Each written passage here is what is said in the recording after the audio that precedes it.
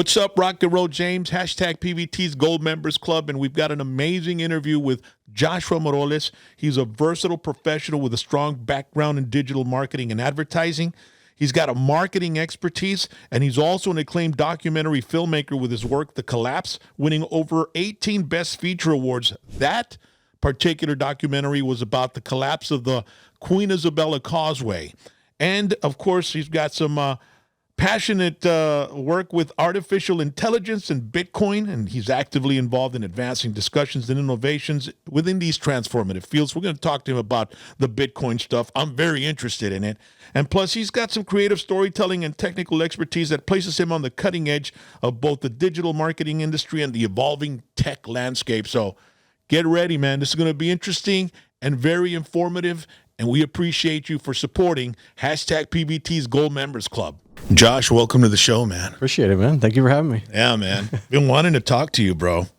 You know, I've been following you, and, you know, you're doing the digital currency stuff like that, which is the Bitcoin. The big daddy. How is that catching on here in South Texas in the 956, bro? So every time I get to, you can kind of tell people, like, I guess their social status, right? So how smart they are and shit like that. Because look, I'm not gonna lie. Sure. I have no idea how that shit works. Yeah. I don't know about digital currency. I'm kind of a cash basis kind of guy, but nowadays you go to Vegas, you go on a cruise, there's no cash being exchanged. It's all on card. It's all digital. Yeah. But like the other day when everything went down, what happens to the, how can you spend money? That's when you need gold, silver, and exactly. and Bitcoin. So the Bitcoin, first of all, before we get to how the Valley or the RGV, the 956 is getting into it, what got you into it, bro? So I've always been into the digital world, right? So many years ago, I started Facebook advertising, and I was telling my dad, this is going to be something big. And this is when I was still playing in the band, right? And he was like, yeah, whatever. You're never going to make more money here, anywhere else than you would here, right? Now I was working at Dairy Queen, so it was difficult for me to wrap my head around that. And I started seeing the power of Facebook, like it was building brands, building businesses. And I was like, no, forget this. I teamed up with a buddy of mine named Bobby, and we started our own digital marketing company in 2016. I got kicked out of that company a year later, and I was like, dude, this is too great. Like, I see where everything is going. Everything's going digital. So I was like, what was the reason you got kicked out? There was a irreconcilable, what do you call it? you all bumped heads or something? Bumped heads plenty of times. With ideas of where the company should go or what? And implementation. Okay. So and it happens. Yeah, it does. In every business. It was probably the best thing that ever happened to me because it pushed me. I could have either gone back to Dairy Queen or I could have gone where I'm at now. And I wouldn't change anything for anything. It's like, it's amazing to have your freedom. But it's also a double-edged sword because if you're an entrepreneur, you go through the bad times, you go through the good times. It's all part of it. Of course. Yeah. So it's a journey. Yeah, it's a journey, and you get beat up a lot. Business is difficult. Yeah. I think the problem with business is people. That's just how it is, right? So I got into the digital world, and then we made the collapse. I was always into digital assets. So technically, the collapse documentary that I created is a digital asset because I can keep selling it over and over and over again. It's just a digital copyright.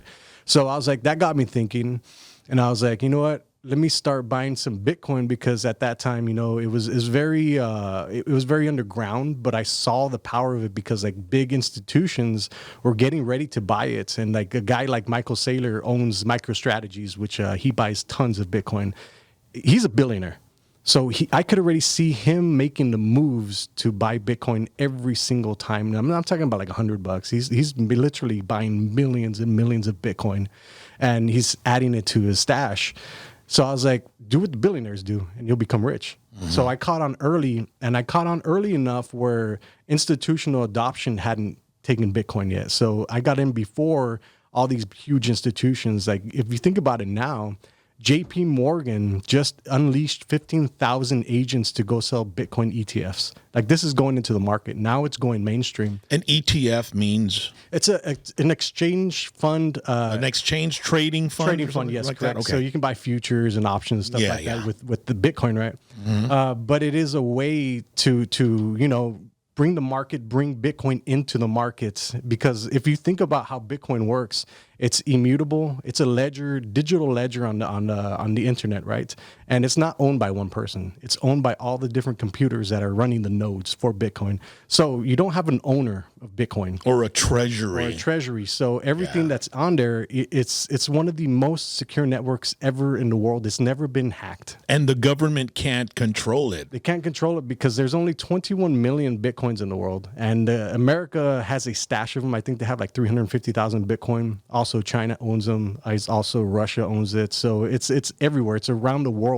So it's literally a global currency. Yeah. So if I have Bitcoin right now, I can travel the world and become a global citizen. And do you have a card with the Bitcoin in it where you like spend it? Like if you go to Vegas and then they ask you, hey, you want to buy a burger and a shake or whatever, and they ask you, we don't take cash. Well, I have a card with Bitcoin. Will you be able to pay for it like that? In some countries, yes. Not necessarily here in the United States, because nobody's spending their Bitcoin. They want to regulate it for sure. Yeah, for sure. But nobody's spending their Bitcoin because the value just goes up. Okay. So nobody in their right mind who's buying Bitcoin is going to be selling it and buying a burger for it, because next week it could be worth 50 times more. So you think about this. This is an asset. It's an investment now. Okay. It's like a home. So instead of buying a home, you could buy Bitcoin, which is only going to go up in price. You think that your home's going to have value in 30 years, but you have to refinance and all that stuff. And the home might break down. You might get your roof leaking, so you have to replace it. With Bitcoin, it's an asset that you don't have to take care of. You just keep it there. There's no facility that you don't have to take care of. It's not going to break down. The windows aren't going to break. You don't have to replace anything. So it is a digital asset like gold. So if you keep actual physical gold, it's worth something. Okay. Bitcoin is worth something, but it's digital gold. Well, I'm just used to the cash currency, bro. Yeah. I mean, to me, always cash was always king. But, with what's going on right now where the inflation is cutting the dollar in half, man, there's definitely room for other types of currencies to evolve. For sure. And, do you see the Bitcoin being used as, something that you spend? Eventually, yes. Just like right now, it's not the time that people are spending their Bitcoin, because they're seeing it as an inflation against. It's a hedge against inflation. So the dollar keeps getting devalued every single year, more and more and more. But the value of Bitcoin keeps going up. So I tell everybody, is like, Bitcoin is a new savings technology. So if you put your money into Bitcoin, it only grows. You could take it out. So the on-ramps of Bitcoin is when you buy Bitcoin, you can buy it on Robinhood. You can buy it on Webull. You can buy it on certain apps, right? You buy the cryptocurrency and then you take it off chain. So you take it off chain, you put it on your card. Okay. So this is a Bitcoin hardware wallet. Yeah. It's off. That means that you have sovereignty. You literally have sovereignty. You are the bank now.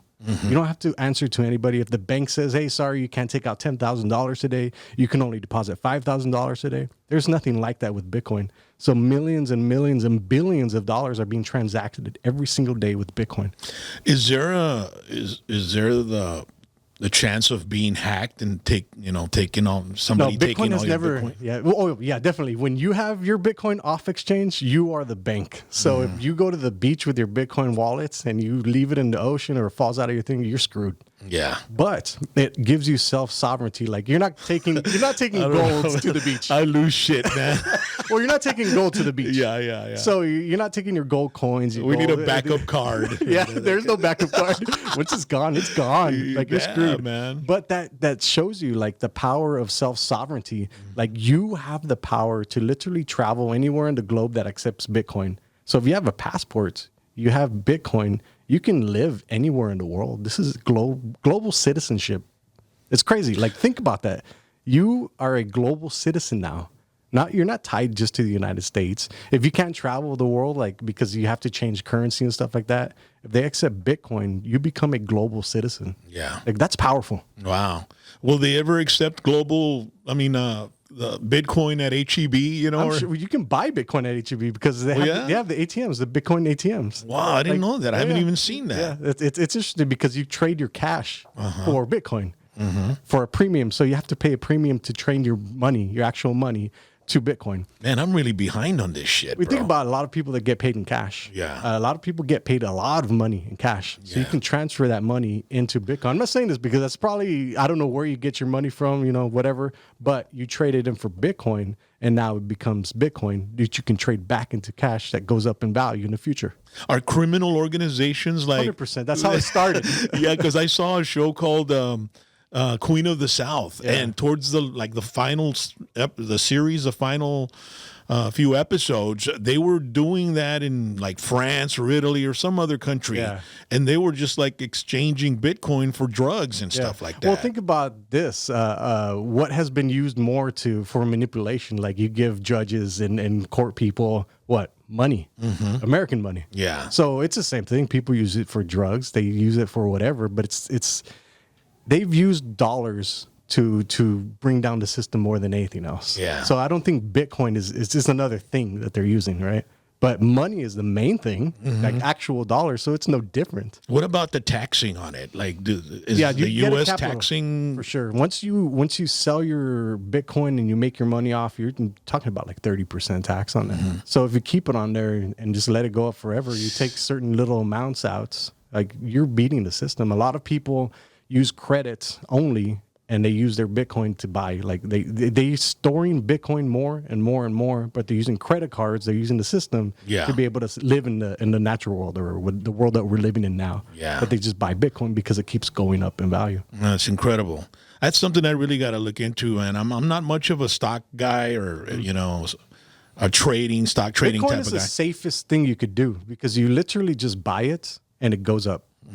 That's it. Like that's the easiest thing. Stocks, you have to rely on the company leader. What if he screws up? What if he sleeps with somebody? What if he gets killed? The stock goes straight down. Yeah. There's nothing like Or that. what if there's a policy that's created by the government that affects, or somebody gets elected and it affects the stocks. It's so crazy because it's been so turbulent the past few months. Yeah, it's horrible. I mean, I had friends that have 401ks, and they were like, "Man, I was hoping to retire this year, and it ain't gonna happen." So man, It's a hard sale because I've tried to get my dad to buy it many times. And he's slowly starting to see that. I think the last time I was talking about it to him and a few other people, it was at 30,000, and now it's at 64,000. So it's doubled in price in the past since November. And there's no education on it in schools or anything like that, right? It's I think the saying is you deserve Bitcoin at the price you bought it at.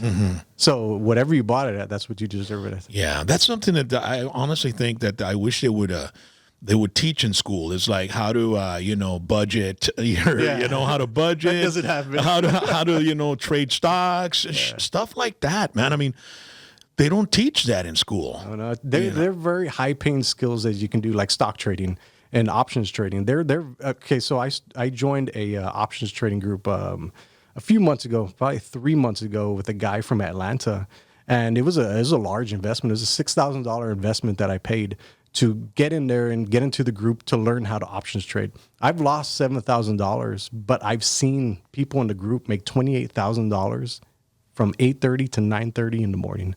The next day they made $5,000. Like this is high paying skills that I'm trying to learn on the internet that are digital stuff. Like it's so powerful. There's so much money out there and nobody's getting any of it. Yeah. Just a few people. Man, how did it feel losing $7,000? I mean, damn. It's tough. but I knew that it is my tuition to learn. Yeah. Like there is nothing better than learning and getting rid of, like, losing your own money will teach you how to keep it. Yeah. But that's part of the game. Yeah. Like if you're not willing to invest in yourself and your skills, like you're going to stay the same. You got to take that risk sometimes. Yeah, and it's just like calculated. we do in business. I think of an idea and I'm like, okay, let me do it. And I'm the type of person that I just get this generic plan in me, and I just go for it, and I'm learning as I go along, you know. You have to. And you know, it ends up working as long as I stick to it and I learn and I study other people that are involved in something that I'm trying to do. Right. Obviously, and you know, I try to learn from that. But that's interesting, Bitcoin, man. I don't know if I'll ever get into it, but I think what you should do, and this is just it's not investment advice, right? Take 1% of whatever you have, whatever you invest in every week, whatever you buy, instead of buying a certain energy drink, just buy Bitcoin in little chunks every single week. It's $10, let it be $10. 1% of your portfolio, whatever you invest in, just 1%. And then you see it in the next 5 years, you're going to look back at it as like, I wish I bought more. Like you're going to regret, I'm telling everybody here, you're going to regret not buying Bitcoin today. Do you have somebody that you talk to, an investment guy and stuff like that? Merrill Lynch or anything like that? It's all self-learned. Like I jumped into Bitcoin when I first started. I was teaching myself. So with ChatGPT, you can create GPTs, which are AI assistants. And it's very hard for me to find mentors, right? And for them to give me their time. So I recreated them on ChatGPT with GPTs, and one of them is a Bitcoin mentor to teach me everything about Bitcoin. Yeah. And I would just learn for hours and hours and hours and hours and hours a day, every single week for years. And then I got to a point where I was like, okay, I'm just going to buy it. Yeah. Hold it. There's really not much else you can do. Yeah. Just buy it and it goes up. Yeah. Speaking of AI and ChatGPT, man, where do you see it going in the next 5 years, you know, by 2030? So Tesla's making a bot, you know that? You have a Tesla. You're one of the first guys that had a Tesla car. I love it. They're making the bots. The bot, it's called Optimus. Okay. So this Optimus is able to fold clothes. It's able to do very nimble things. And the reason why is because the population of the world is starting to slow down. And the workforce is eventually going to start slowing down. It's too expensive to have kids. It's too expensive, and nobody wants to have kids. And the older population, either you're going to stop working, they're worried about retirement because their money's not going to last, or they're going to die off. So the way you can expand the life of a human being is to get them assistance. And a robot can do that. Like my Tesla is a robot. The other day I was working out, and I felt like I was going to pass out, and I needed to rest, but I had to go back home because my daughter needed to go somewhere, right? So I had to go back home. My Tesla has self-driving. So I literally had it self-drive me all the way from the gym to the house. I didn't touch it. Like, think about that. It's crazy. Yeah. And robo-taxis are coming closer than you think, like next year.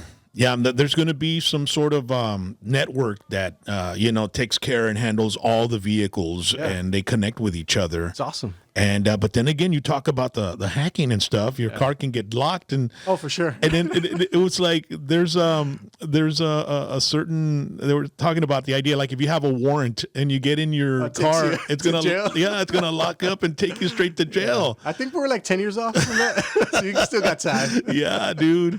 But that AI and that ChatGPT, it really, I was talking with Jesse Turner about the Neuralink and how we'll be able to just mentally command a robot to do what we want it to do, or mentally command a computer or whatever, our phones, Siri, we could talk to her just by thinking about her, That's very interesting, and a lot of people are thinking it's the sign of the beast and all this and that. And I told Jesse, man, I'm willing to try it. You know what I mean? The Neuralink, because I'm going to be 10x yourself. Well, I'll be 60, so if I'm going to live another 15, 20 years, man, I'll try it, man. I'll check it out, man. I think in your lifetime, our lifetime, we will be able to at least live to 150 because of the advancements of AI. If you think about like the three big things that are here, is Bitcoin is one of them because it's taking over the financial part of everything, right?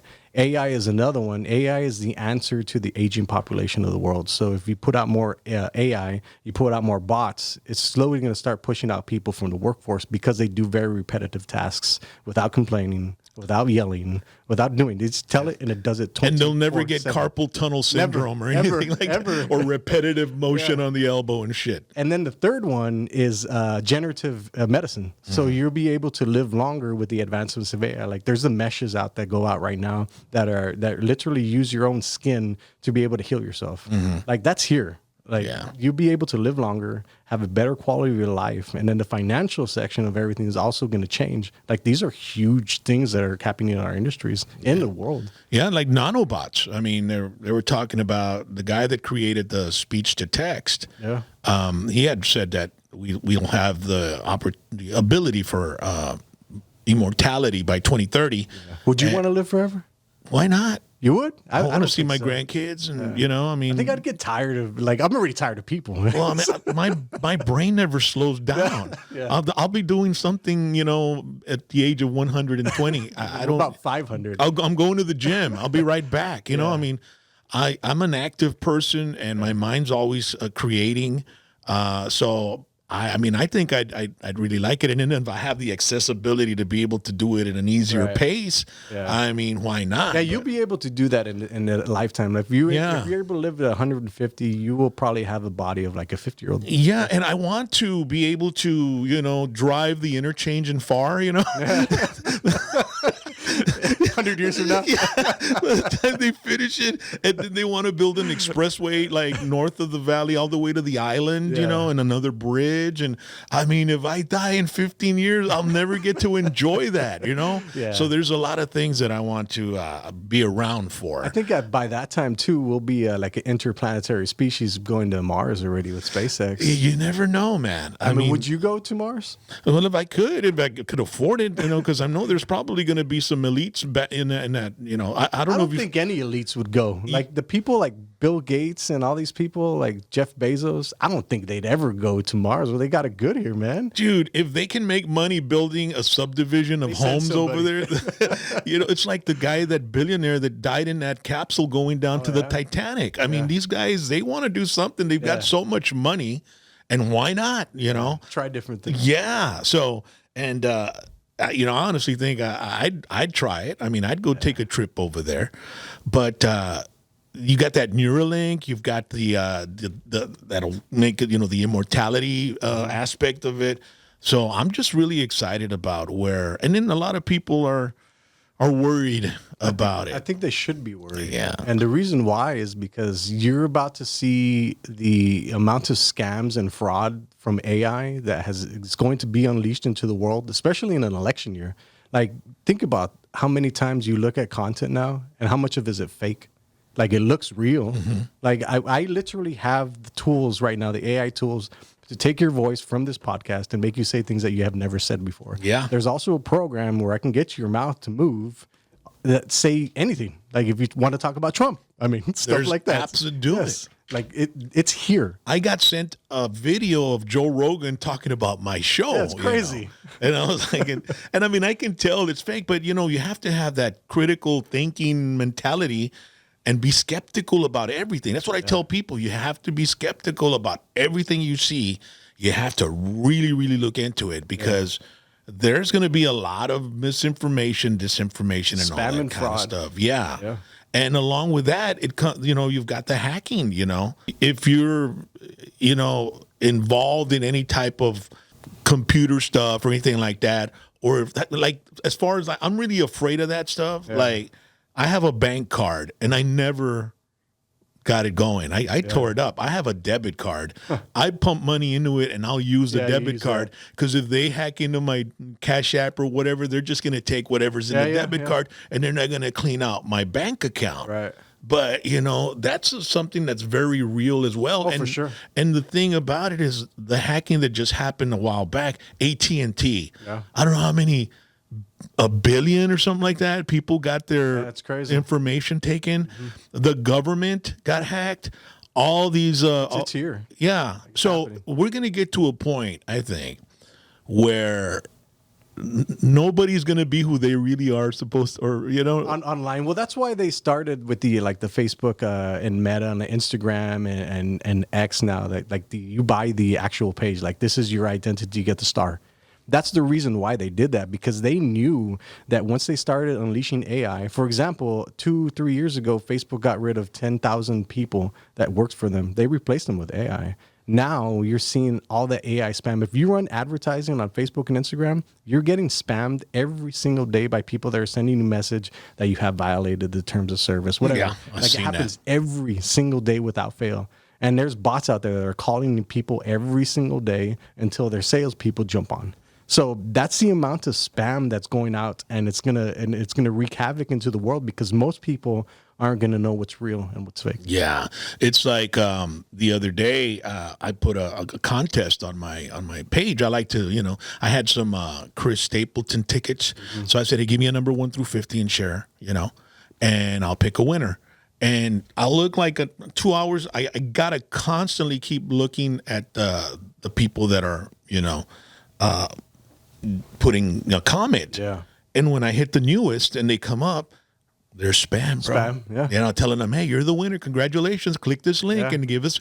And then there's a picture of me and my name. That's how fast it is. And me la paso nomás blocking them. Yeah. And then I get messages from people saying, hey, I won. I already gave all my credit card information. I'm like, what the hell are you doing? Yeah. And I put a disclaimer when I do a contest. I said, before I do the contest, be careful with spam. Yeah. I will personally message you. And my slogans, you'll know it's me. Crazy. And the next thing you know, they're still answering. They don't read the headline readers. They're not. I mean, they don't read what I put. Yeah. They just say, oh, yeah. And then so it's very scary out there. Yeah. I mean, there's people that are being able to, there's profiles. I got a message from some women giving me a screenshot of my profile in dating apps. Wow. And they tell me that they are actually connecting with them and they're going to meet with them. I bet you there's a Chinese version of Rock and Roll James in China on a bus or something. Like, I guarantee it, man. Yeah, as long as it's not a wanted sign, bro. But I'm like, what if this woman goes and meets this person and something happens to her, and then it goes back to my profile, which I have nothing to do with, It's crazy. So we have to be very careful out there. I think people need to stay vigilant. They at least need to learn something about AI and get it on their radar, because if they don't, they're gonna get scammed. Like, for example, I was on Instagram the other day and a buddy of mine messaged me and I thought it was him. Like, I'm in this world and they fooled me. I was like, it sounded exactly like him, it talked like him, and it ended up it wasn't even him. And we were talking about Bitcoin and crypto and stuff like that. But you gotta, when you start thinking about that, never share links, never share your wallet, never share your bank account, never anything like that. If they send you a link, don't ever click on it. Like, that's how they get into your system. Like, as soon as you click that, boom, they're in. Well, now that everybody's shopping online, that's why I use a debit card. I don't use my bank card. No way, dude. Yeah. I mean, I don't want to wake up one morning and see that all my savings are gone. Well, that's the great thing about banks, is because you can call them the next day and say, hey, I didn't make these. With Bitcoin, you can't do that. There's no Bitcoin representative. Yeah. If you lose it, it's gone. Yeah, but either way, even if it happens with the bank, it's a headache. Yeah. And then you're without money. And then what are the bills are due? And you got to wait 30 days. And it's like, it's a headache, man. And it's pretty crazy. And I don't know what's going to happen and how that's going to evolve, man. And and then the government wants to put a digital ID on everybody so they can know who is. And that's why I'll tell people that they're doing the eyes and face recognition to try to keep people from doing what, spamming or creating fake profiles and stuff like that. So how's the branding and advertisement it's good world going on here in the Rio Grande Valley, 956? I switched my digital marketing agency to a advertising agency in January. I love marketing. I've been marketing since 2016. But I found out selling it to business owners here in the Rio Grande Valley, and I'm saying they're cheap. I'm not saying that they don't want to pay, but it is the signs of the time right now, because people are cutting back and people need results. So I figured, you know what?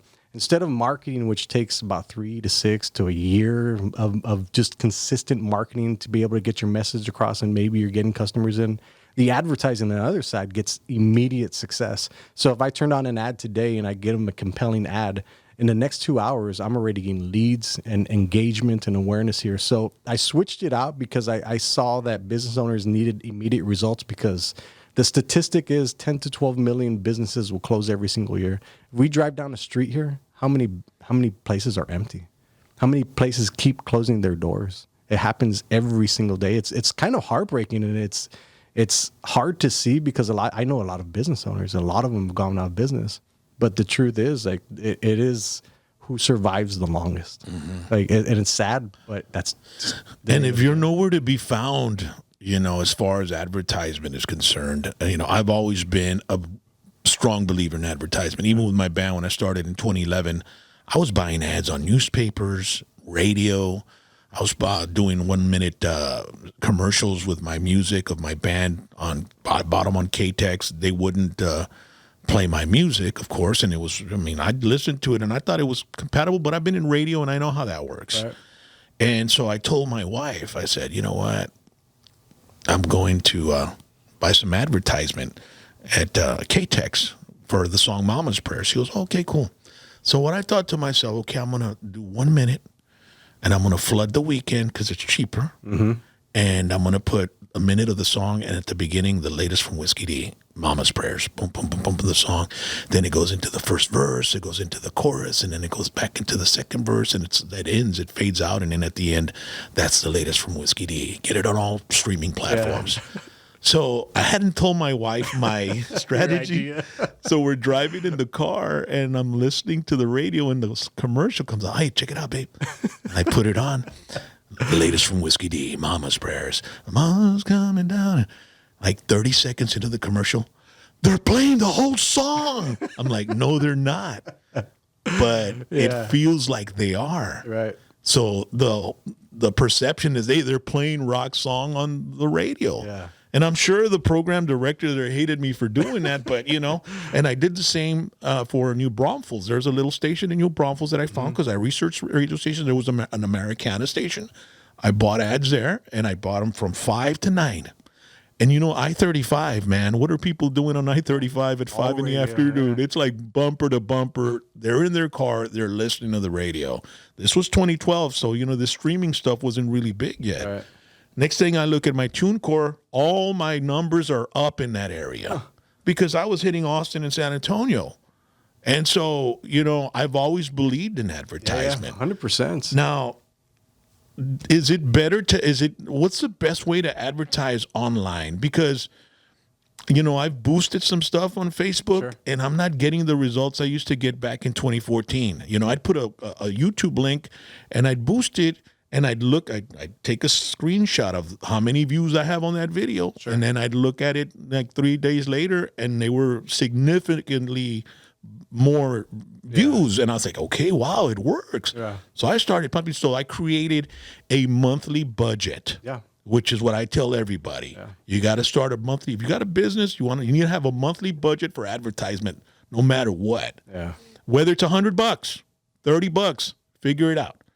And so I had like a monthly budget, and that's how I grew on social media. Yeah. A lot of people think that it was just, you had to invest. Yeah, I think the thing is if you're not getting new customers, or if you're not getting customers in the door, it's an awareness issue because people simply don't know you're around, and they don't know anything that you do. They don't even know you exist.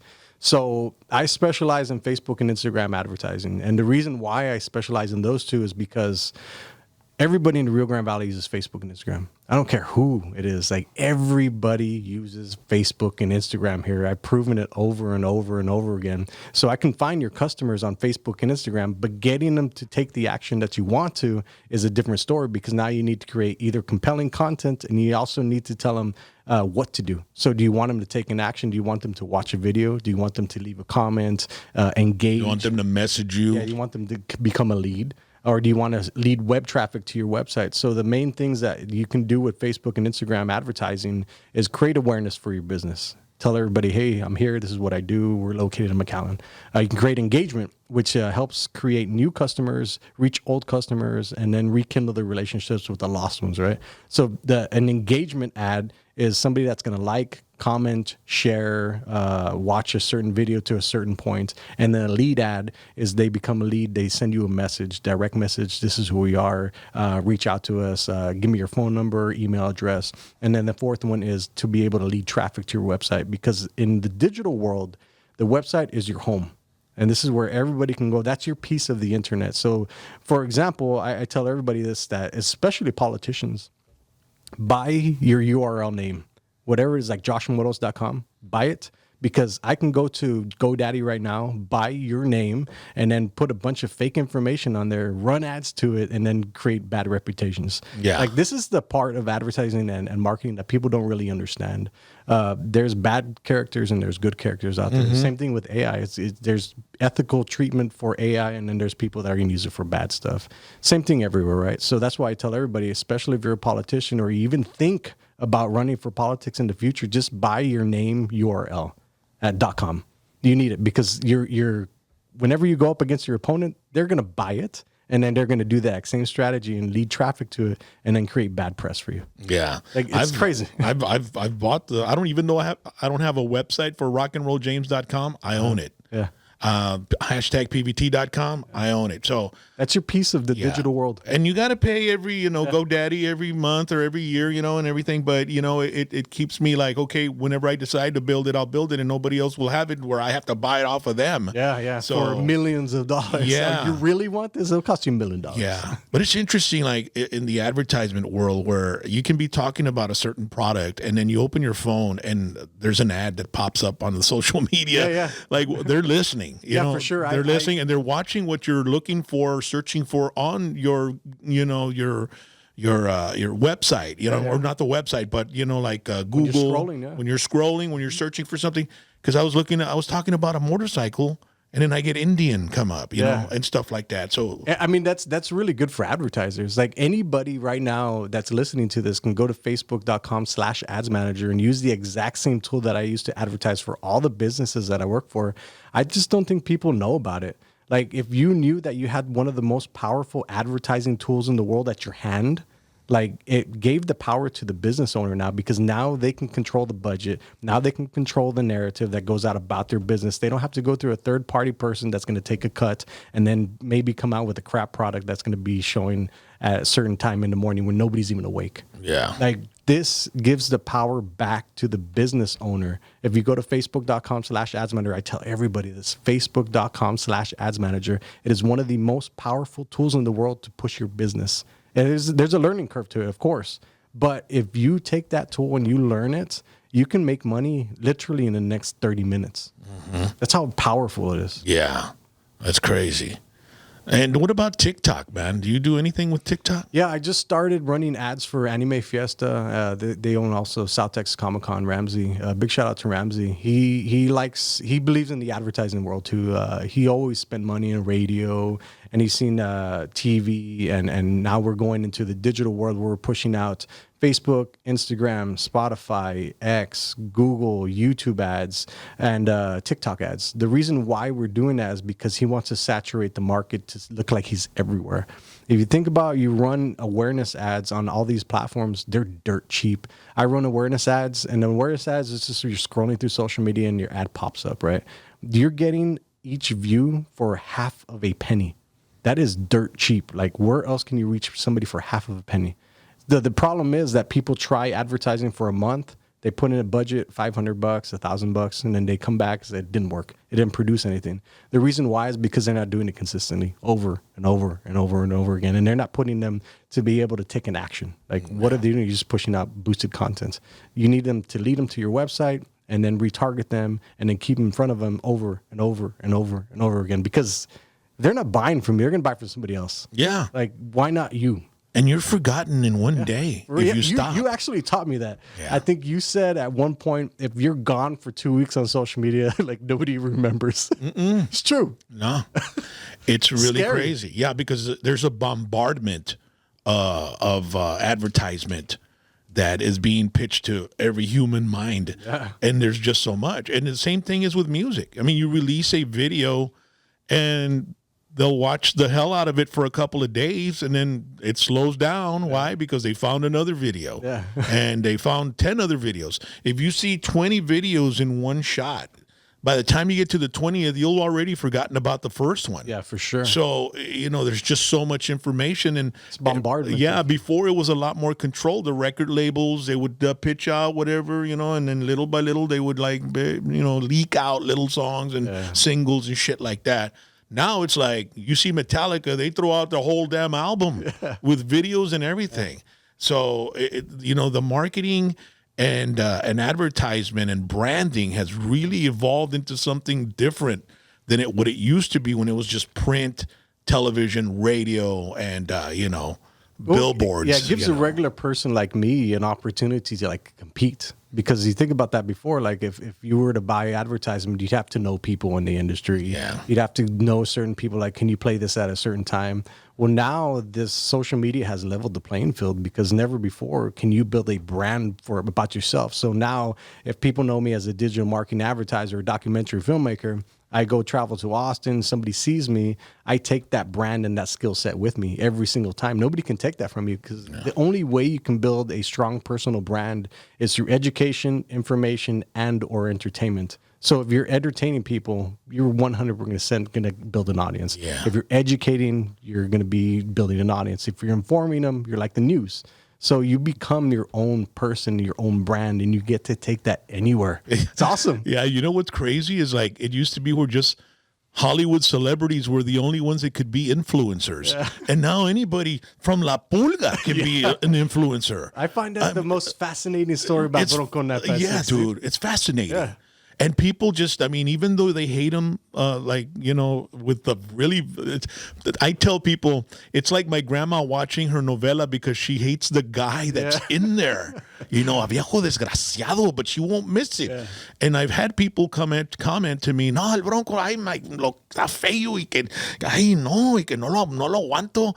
And then they'll start telling me everything that's going on in their fucking lives, Yeah. I'm like, okay. Yeah. But people are attracted to chaos, man. I know, dude, it's crazy. But, influencers is another phenomenon that has, that has been built from the social media world. Yeah. And, fortunately, I've been in the business for a long time and I've created a little bit of influence myself through my name and my integrity and all that.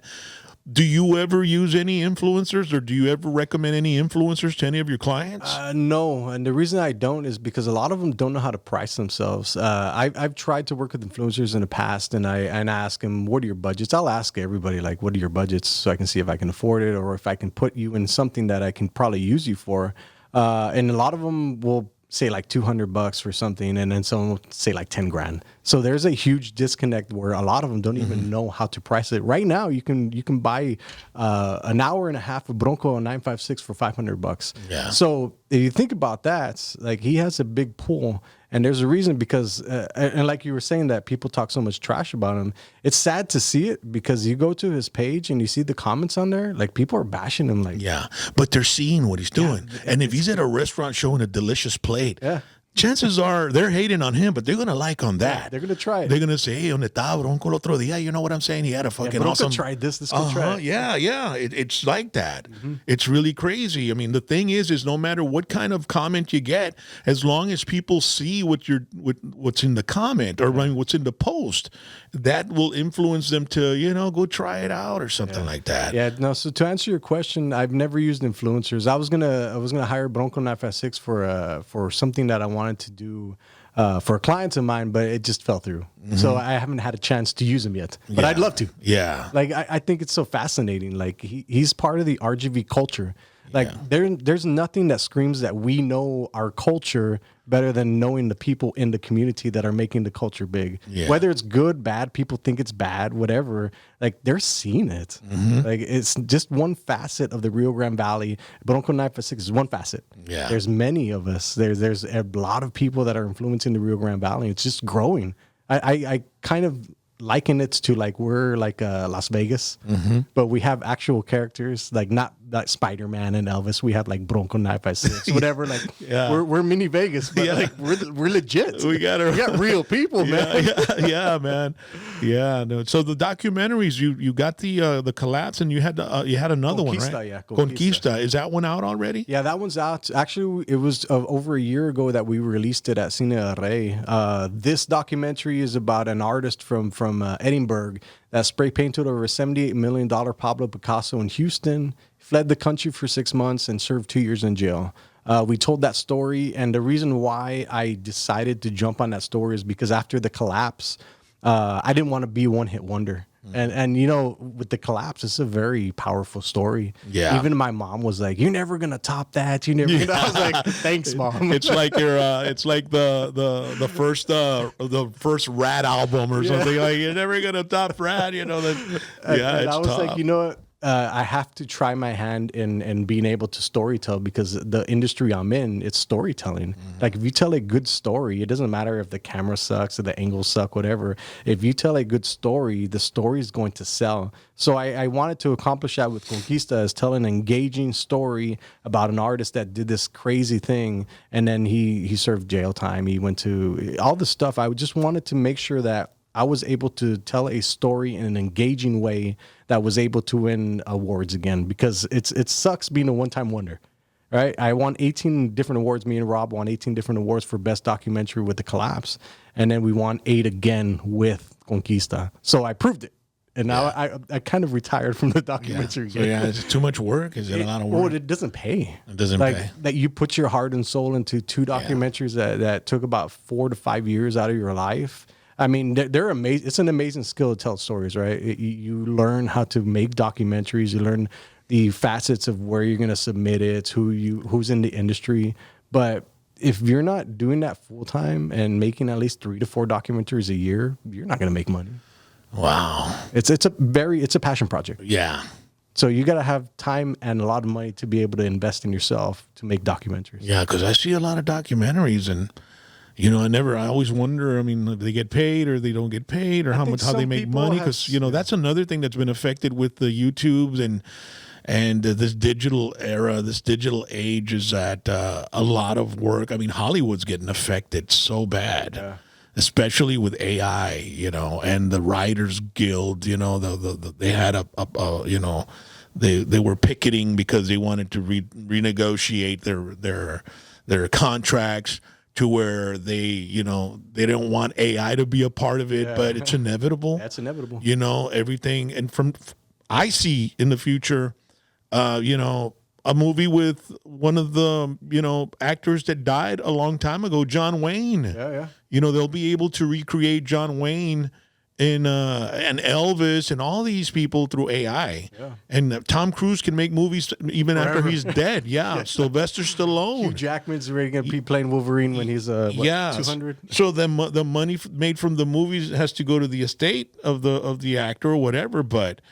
you know, that's inevitable as well. You know, in concerts as well, you know, you're going to have these what do they call their the goggles? And you'll be able to be in Madison Square Garden, center stage, you know, 3rd row. You'll be able to do that to watch Cowboys too. Yeah, sitting in your so all that is coming. Yeah, it's coming fast too. Yeah. And you think about, I don't even like talking about this because I do implement a lot of AI for the businesses that I work for here in the Valley. And I make custom AI songs specifically for my clients.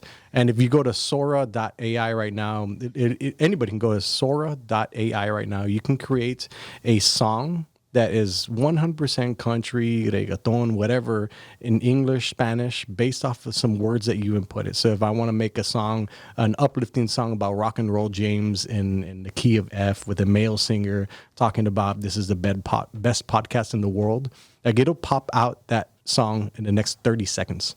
Literally a human being singing. It's mind-blowing where it's at. Like, and it's just the infancy. Yeah. You can say, I need a script for a movie about a guy and a girl that go on a cruise and fall in love and get married. And, you know, I've created screenplays with AI. Yeah. It'll never see the light of day. So the writers are going to be obsolete.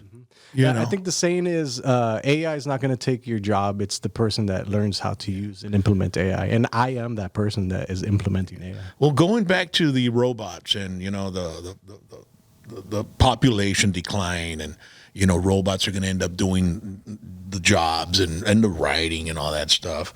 How is that going to be taxed in order for the country to continue with infrastructure builds and stuff like that? Interesting question. I don't know. I know there at some points we will probably have universal basic income. So everybody's just going to be getting a check and you're just going to be chilling. Everybody will be the same. Everybody will have podcasts and coming on and guests and stuff like that. I don't know, man. It's interesting because, you know, you got these cash apps now and Venmo and PayPal.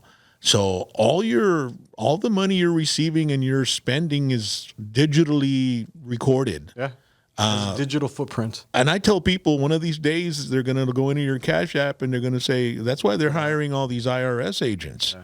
You know, these extra IRS agents to start going into the digital realm of where people are just making, and there's so many people making a lot of money. Tons. And are they reporting it? Are they not? What kind of expenses do they have?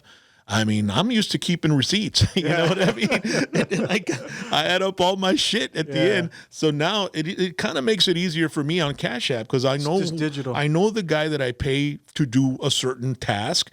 So I hit his name and boom, boom, boom, boom, boom, boom. They all come up. I add it up. This was my expense for that. Yeah. So it does make it a little bit easier for a non-accountant like me. For sure. But yeah, it's going to be interesting. And things will just get easier because I took a course from UTRGV. It was an online course about AI. And they were saying within the next 5 years, which I anticipate with the next 2 years, you'll have a manager in a box, AI manager in a box, which will run the processes of your business, everything digital. And at this point, if you think about it now, there's a few companies out there that are making billions of dollars with a relatively small team, like of 5. Yeah, using AI. Yeah. So that has become possible, like today. You won't need H&R Block. No, you won't even need HR. Your AI is going to be...